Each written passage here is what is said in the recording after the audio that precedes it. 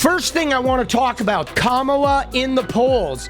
Dude, this is big, guys. This is big. New polls are out, and Trumpy is beside himself. In the national average of 11 polls, this is the first time she's up by 0.3. And look at all the new ones dropping. Since the 29th, there's only one poll that has showed Trump up. Every single one of them has Kamala up by 1 to 4 points. Look at that, dude.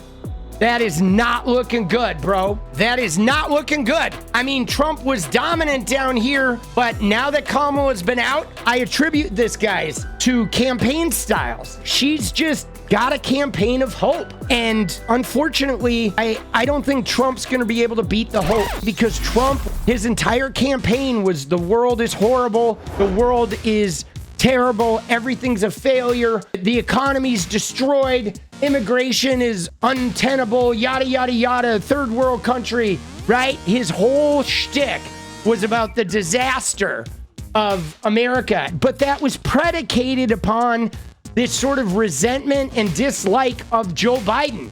So while the left-wing people were unexcited about Joe Biden, Trump's negativity had fuel. But now Biden is out. He took the sword for his party and for the future of the country. Kamala is in. Optimism is here. Excitement has rejuvenated in the Democratic Party. And now Trump is dead in the water, because now his negativity looks just like that. He can no longer feed off fear and negativity and lack of excitement in the Democratic Party, which is what he was doing. But now it's just, he's done. He's weak. He's weak on his age. He's weak on lack of policy. He's weak on Project 2025. He's weak on his insane, weirdo, cat lady, couch humping VP choice. And he is weak on the fact that his entire campaign is about the same 5, 6, 7 negative grievances. His lack of belief in the American spirit and the power and the prosperity of the American ideals. His whole campaign is everything sucks, and I'm gonna fix it all in 1 second. And he's also obviously weak on just being a degenerate. But this is beyond even Trump. Even taking him and his awful persona and his awful behavior out, it's simply the fact that it's nothing but grievance mindset. And Kamala Harris has shown us there's a mindset called, goddamn, this is America. And it's amazing. This is America the beautiful. This is America the home of the brave. Let's get in there and fucking make this shit sing, bro. We're in this together. This is all of us. We're all America. And we're all gonna succeed and prosper, have a good life, own property, really good wages and healthcare. We're one of, if not the greatest nation on the planet. Why would we want to elect a guy who's consistently denigrating who and what we are? That's what Trump does. He literally walks around all day saying this amazing country of ours is nothing but shit. And f*** him. He is shit. We are amazing. You, me, all of us. We're incredible. This country's incredible. We have people that have survived continuous trials. We have marginalized groups that have hung in there and fought for their rights. One of the most diverse nations. We are great. It's not like we were great back then and we're not now. We are fucking great, and we're gonna get even better with some optimistic leadership. But this is big, dude. Look at all the blue, man. The swing has started. We got Michigan. Michigan is showing again. She's expanding her lead. Again, one poll in the last week that shows Trump up. And that was with a huge amount of undecideds. Let's see, Nevada. His lead is down. And in fact, one of these polls, she was up. Nevada, not looking good for Trump. Pennsylvania. Harris is starting to show a lead there in new polls too. Look out. Look at this. She's at or above. She's going to be pulling away pretty soon here in all of these polls. It's crazy. Wisconsin, dude, again, get ready for this. And now I fully imagine as more polls come in and we start seeing the strength of Kamala Harris and her message of optimism and going into a strong future together, I believe Trump is going to start getting left in the dust. And I believe He's going to get more and more extreme, guys. I think it's coming. That's going to be the nature of it. But yes, again, not looking good for Trumpy. Georgia, dude, Harris pulling up even with Trump in Georgia. Again, it's going to get ugly. From the average of the polls, he's only up by 2.6%. Here's another one to look at. North Carolina. Trump is only up by 2.5% in North Carolina.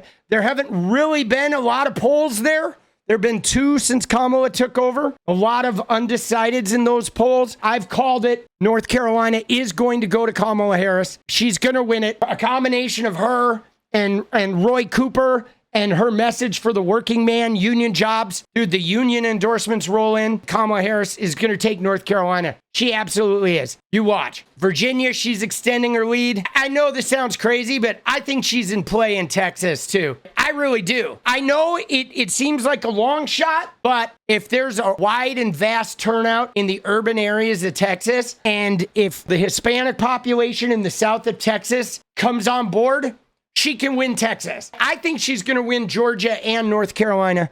I think North Carolina being incredibly likely. But I think Texas is winnable. It really is. If you've noticed, Kamala, she's got a lot of Texas stops. She's been going to Houston. This could be quite a sight. Can you imagine? Because of the high likelihood of Trump mounting legal challenges and trying to create some sense that there were improprieties, he's going to want to get some kind of case to the Supreme Court. We know this is his angle. We know he's installed some very right-wing religious people. We know he's got a Supreme Court that will pretty much bend over for him. So we need to win convincingly, not by like 10,000 votes. We need a turnout like you wouldn't believe. I am putting KamalaHarris.com in the chat. If you guys want to help out, you want a phone bank, you want to do some kind of outreach, anything, put up a yard sign, whatever, go to KamalaHarris.com. Sign up, volunteer, invest yourself, just a couple of hours. You don't have to turn it into your whole personality, but put in a couple of hours, pitch in $20, do it. We need to show up and show up big. They've been using the whole too big to rig. And I think we need to adopt that philosophy where we have to make it so glaringly obvious that they can't mount any stupid, silly legal challenges. Now, thank you to Joe Biden, because his team has spent the last 2 years preemptively getting ready for possible legal challenges. The same way he built outreach offices in all these states, he established legal teams ready to deal with the Republican shenanigans, because we know their game now. They try to obfuscate, they try to sow chaos, make it look like something went on, get some kind of soundbite, et cetera, et cetera, et cetera. You know, so they're ready, but we know it's going to be a shit show.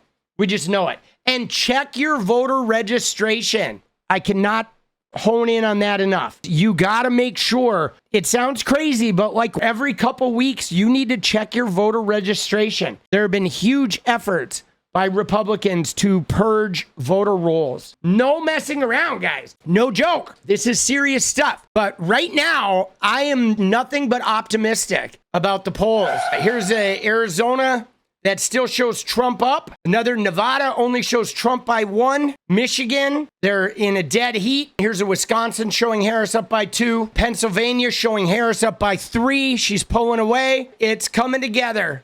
Swing state polls, these all came out today. Again, Harris up by 2 or 3. Here's another national poll from a couple of hours ago showing Harris up by 2. Dude, yeah, he is cooked. Love to see it. I mean, dude, she's going to start pulling away. You look at most of these, she is up 2. But look at this. Dude, amongst the 18 to 29, Harris is up 27 points. Frankly, I'm shocked that Trump has 29%. I really am. That's shocking to me. But you can kind of accredit that to the red pilling. Forget about it. A lot of young men have fallen by the wayside. It makes me sad, but it is what it is. Here's a national poll. So since July 23rd, Trump has stayed even in the national polls, and Harris has jumped 5 points. This is looking at all the national election polls.